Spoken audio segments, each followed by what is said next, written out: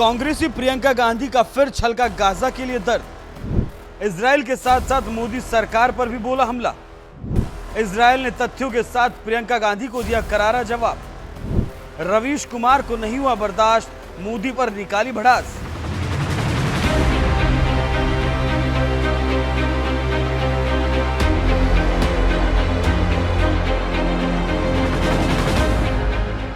भारत का बच्चा बच्चा जानता है इजराइल भारत का एक अच्छा दोस्त है, खासकर साल 2014 के बाद जब देश की सत्ता प्रधानमंत्री नरेंद्र मोदी ने संभाली, क्योंकि इससे पहले जितने भी प्रधानमंत्री हुए किसी ने इजराइल का दौरा करने की जहमत नहीं उठाई। पहली बार साल 2017 में पीएम मोदी ने इजराइल की धरती पर कदम रखा और इजराइल के प्रधानमंत्री बेंजामिन नेतन्याहू ने भी दोस्त बोलकर प्रधानमंत्री मोदी का स्वागत किया। तो वहीं साल 2018 में जब नेतन्याहू भारत आए तो पीएम मोदी ने भी उन्हें दोस्त बोलकर स्वागत किया था। Friend Prime Minister Narendra Modi, welcome to Israel. आपका स्वागत है मेरे दोस्त। Prime Minister, we've been waiting for you a long time. We've been waiting almost 70 years, in fact. My good friend, welcome to India. Your visit, Prime Minister, is a long anticipated moment in the journey of friendship between India and Israel. PM Modi और Netanyahu का एक दूसरे को दोस्त बताना सबूत है भारत और इजराइल के बीच मजबूत होते रिश्तों का। शायद यही वजह है कि मोदी सरकार इजराइल और फिलिस्तीन के मसले पर मजबूती के साथ इजराइल के साथ खड़ा रहता है, जिसका सबसे बड़ा सबूत इसी साल जून में देखने को भी मिला, जब गाजा में तत्काल युद्ध विराम को लेकर संयुक्त राष्ट्र महासभा में प्रस्ताव आया और 149 देशों ने प्रस्ताव के पक्ष में वोट किया। लेकिन भारत ने ना तो समर्थन में वोट किया और ना ही विरोध में वोट किया। भारत ने वोटिंग से ही दूरी बना ली, यानी अघोषित रूप से इजराइल का साथ दे दिया। तो वहीं दूसरी तरफ देश की दूसरी सबसे बड़ी पार्टी कांग्रेस की सांसद प्रियंका गांधी का भी गाजा प्रेम किसी से छुपा नहीं है। कभी संसद में फिलिस्तीनी बैग लेकर पहुंच जाती हैं, तो कभी गाजा संकट पर दर्द छलक पड़ता है। कुछ ऐसा ही 12 अगस्त को भी देखने को मिला, जब एक ट्वीट में उन्होंने गाजा के मसले पर इजराइल के साथ साथ मोदी सरकार को घेरते हुए लिखा, इजरायली राज्य नरसंहार कर रहा है। उसने 60,000 से ज्यादा लोगों की हत्या की है, जिनमें 18,430 बच्चे थे। उसने सैकड़ों लोगों को भूख से मार डाला, जिनमें कई बच्चे भी शामिल हैं, और लाखों लोगों को भूख से मरने का खतरा है। चुप्पी और निष्क्रियता से इन अपराधों को बढ़ावा देना अपने आप में एक अपराध है। ये शर्मनाक है कि भारत सरकार चुप बैठी है, जबकि इजराइल फिलिस्तीन के लोगों पर ये विनाश कर रहा है। कांग्रेस सांसद प्रियंका गांधी ने जैसे ही गाजा का दर्द बयां करते हुए इजराइल को नरसंहार करने वाला बताया, भारत में इजराइल के राजदूत रेवेन अजार ने उन्हें मुंहतोड़ जवाब देते हुए कहा, आपकी गलत बयानी शर्मनाक है। इजराइल ने 25,000 हमास आतंकवादियों को मारा है। हमास की घिनौनी रणनीतियों का नतीजा है कि इतने लोगों का मारा जाना। हमास के आतंकी बचने के लिए नागरिकों का सहारा लेते हैं। राहत या निकासी करने वालों पर गोली चलाना और रॉकेट दागना।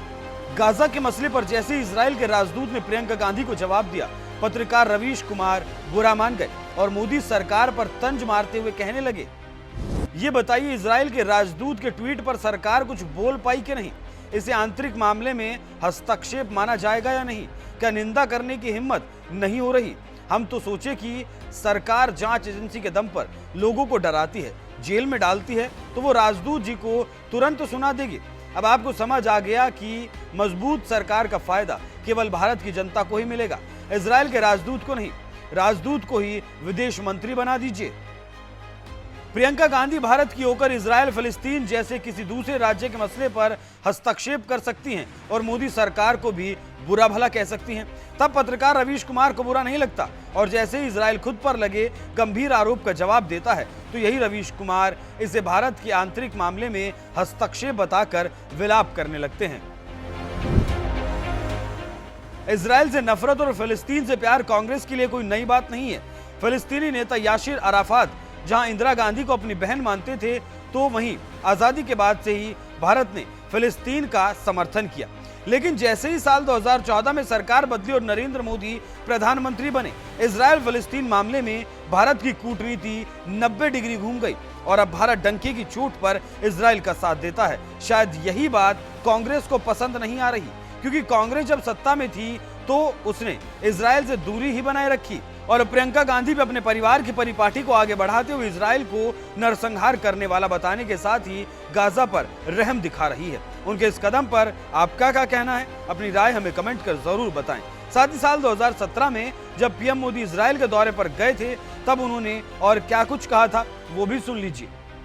भारत इजराइल का ये साथ परंपराओं का है, ये साथ संस्कृति का है और ये साथ एक दूसरे पर भरोसा और मित्रता का भी है।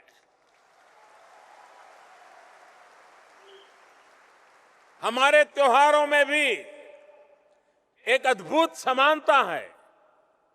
भारत में होली मनती है तो यहां परिम मनाया जाता है। भारत में दिवाली मनाते हैं तो यहां हनुका मनाया जाता है।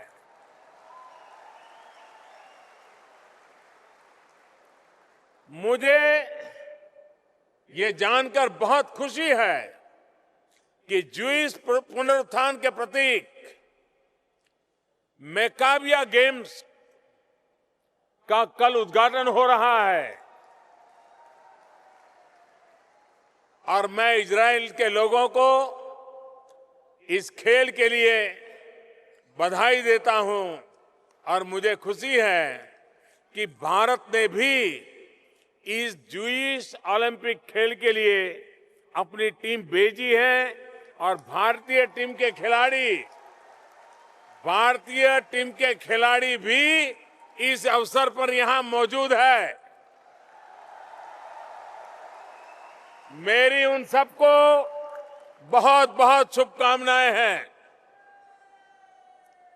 इजराइल की ये वीर भूमि कई वीर सपूतों तथा उनके बलिदान से सिंचित हुई है। यहां इस कार्यक्रम में मौजूद कई ऐसे परिवार होंगे जिनके पास इस संघर्ष की, बलिदान की अपनी अपनी गाथाएं होगी। मैं इजराइल की शौर्यता को प्रणाम करता हूं। उनका ये शौर्य इजराइल के विकास का आधार रहा है। किसी भी देश का विकास, उसका आकार, साइज नहीं, उसके नागरिकों का स्पिरिट, खुद पर भरोसा तय करता है।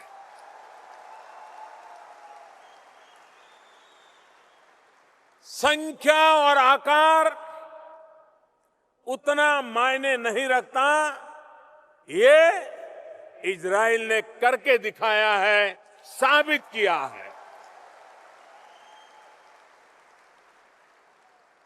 इस अवसर पर मैं सेकंड लेफ्टिनेंट एलिस एस्टन को भी श्रद्धांजलि देता हूं, जिन्हें इजराइल सरकार ने राष्ट्र निर्माण में उनके योगदान के लिए सर्टिफिकेट फॉर गैलेंट्री से सम्मानित किया था।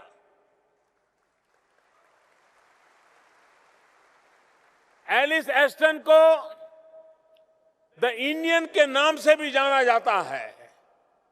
ब्रिटिश काल के दौरान उन्होंने मराठा लाइट इन्फेंट्री में काम किया था। प्रथम विश्व युद्ध के दौरान इजराइल शहर हाइफा को आजाद कराने में भी भारतीय सैनिकों की अहम भूमिका रही थी। और ये मेरा सौभाग्य है कि मैं कल उन वीर शहीदों को श्रद्धांजलि देने के लिए हाइफा जा रहा हूं।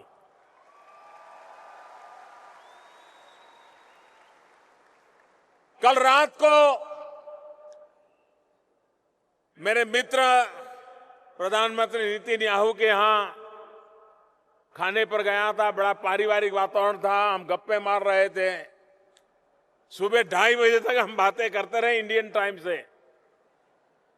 और निकलते समय उन्होंने मुझे एक तस्वीर भेंट की, और जिस तस्वीर में प्रथम विश्व युद्ध के दौरान भारतीय सैनिकों द्वारा जेरूसलेम को लिबरेट कराने का एक बहुत ही हृदयस्पर्शी दृश्य, एक तस्वीर उन्होंने मुझे दी।